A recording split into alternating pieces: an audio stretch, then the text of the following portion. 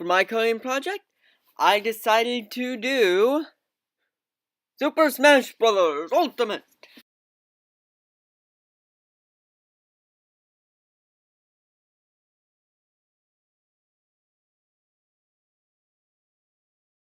Well, this is my website. The first thing you'll notice is probably the banner on the top.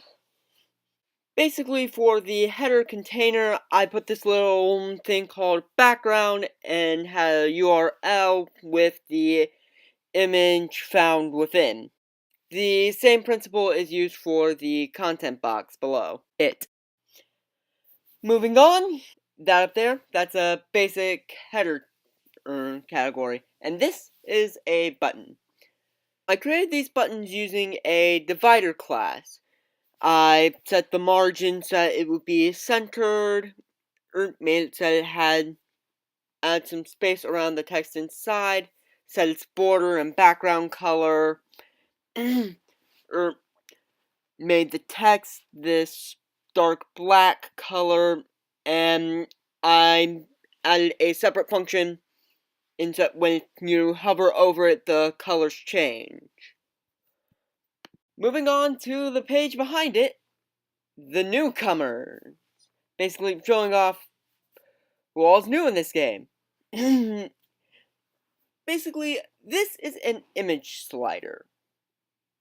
I can see what character I have currently selected, and if I click the next or previous button, it will cycle through a set of images.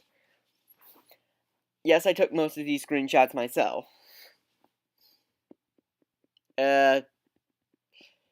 I can't get that one to work. Okay, yeah, there's no gameplay. I wanted to have them there for completeness, though. Before I explain the JavaScript behind the image slider, I should probably set some groundwork. The header tag has the ID current, the image tag has an ID of image slider, and there's a div class containing into buttons, and that scroll tag is just there so that they're in line and next to each other. And on click, they trigger the functions previous image and next image respectively. Before it goes any further, the function next image and previous image as well get establish two variables, slider and name. They both get specific objects from the HTML we just saw. Slider grabs the image we saw previously, and name grabs the header above it. It then increments both image number and character, which are two variables meant to establish which character we're on right now, and if the image number is greater than the length of the array in which holds the images inside, it resets to 0, and same with the newcomers, and then it establishes, hey, within this array, go to this number we have established. And the function previous image works much the same way, except in reverse, subtracting 1 and going back to the top if it's below 0. The previous button also works.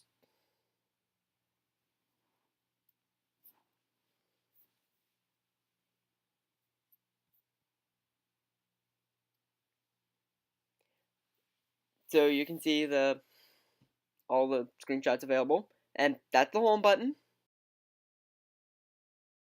And this should revolve between a set of 3 images. Hold on. There we go. Now it's working. It's revolving between a set of 3 images. Is automatically going from one to the next. Okay, this is the HTML.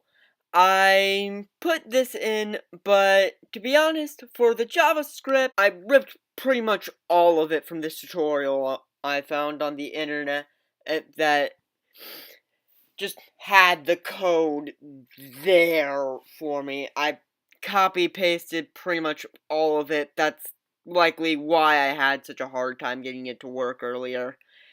Or I wanted to put it in myself, but I copy-pasted for time. This is why it's typically considered a bad practice in coding. Copy-pasting, I mean. This button! It basically is a random generator for which character to play. This function selects a character using a pre-established variable select, and it selects from an array of all the characters from a rounded down of 0 to 1 multiplied by rounded down 76. Then an alert saying, I would recommend the character, and if the character is one of the characters that has yet to be released for the game, it would say, oh, but the DLC is not out yet, and ask if you would like to randomize again. If it returns this statement, it will just run the function again. Hey, if you want to grab a random character really quick. For example, here it recommends Sonic. Oh, hold on. We're going to commercial break. Have you ever felt inefficient, impractical to use, and way more effort to program than it's worth? Well, you can lose weight and gain a muscle with the mighty power of arrays. Hey, what you have been looking at right now is the EB4 image. This is what you look like after getting severely cut down by this wonderful new trick. All you gotta do is have a little old variable pre-established beforehand. And it can be pretty, it can look intimidating at first, but man is it effective. You see, here it's recommending a variety of characters. Pretty much everyone's here, so there's, what, I believe 76 in this generator? It's pretty crazy. Finally, the 2.0. What would I add? Well, for one, I'd probably make the background roster a bit smaller and more condensed so it's less distracting. And I'd make it so that the characters that you could change between the characters and that there'd be multiple screenshots for each. And perhaps some videos of what high-level gameplay looks like for them as well, adding those.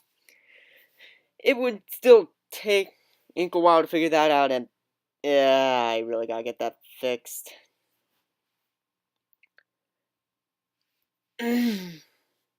One more thing I would like to do, I would like to make it so that the buttons slowly change color over time, revolving from one set of colors to another, and eventually going back around to where they were before. Just a thought. Also, I'd maybe like to get this working a bit better. Look at the code, make sure everything's working right. To be honest, you've probably seen the code already.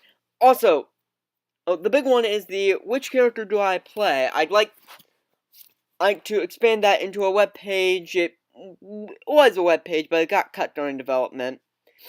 And I'd like to be able to make a character toggler for the random characters, so that if you don't want to play this character, or you only want to play one from a set of characters, you could decide that instead of just pulling the random one from the entire roster, or because there's already a function for that. And maybe a personality test to maybe get matched up to a more specific character. And I'd say that's about it, really. I'd maybe like to add some other functionality to the site, but nothing really comes to mind. So, I guess that'll do it. Thanks for watching, and enjoy your break.